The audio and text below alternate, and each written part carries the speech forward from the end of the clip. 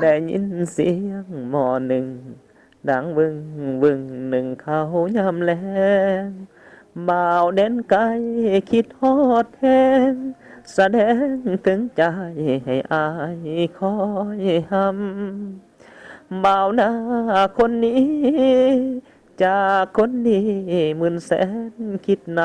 ำยังห่วงใยด้วยใจฮ้อนอำลำนำสาวหมอปลา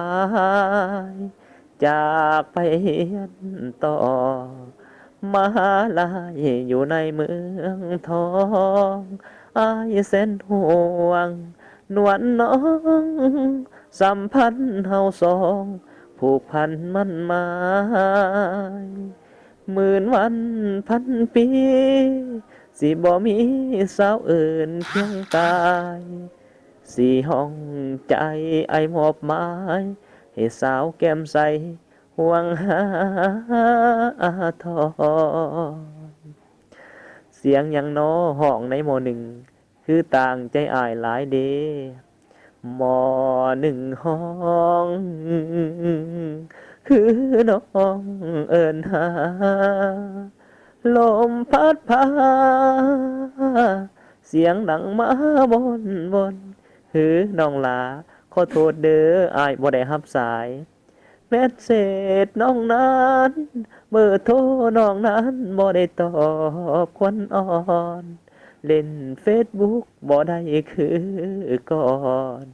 พอตอนนี้อายตั้งต่อการเฮียน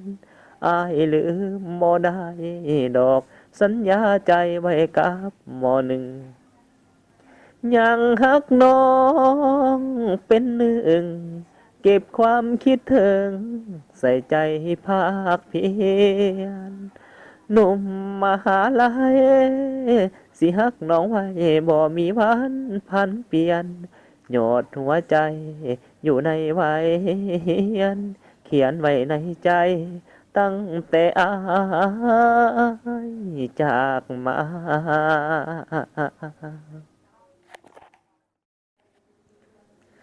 ได้ยินเสียงหมอหนึ่งดังวึงวึงหนึ่งเขายามแลงบ่าวเด่นไกลคิดฮอดแหงแสดงถึงใจให้อายคอยบ่าวหน้าคนนี้จากคนนี้หมื่นแสนคิดนำยังห่วงใยด้วยใจฮ้อนอำลำนำสาวหมอปลายจากไปเรียนต่อมหาลัยอยู่ในเมืองทองอายเส้นห่วงนวลน้องสัมพันธ์เฮาสองผูกพันมันหมายหมื่นวันพันปีสิบ่มีสาวอื่นเคียงกายสี่ห้องใจไอมอบหมายให้สาวแก้มใสห่วงหาทองเสียงยังน้อห้องในหมอหนึ่งคือต่างใจอายหลายเดหมอหนึ่งห้อง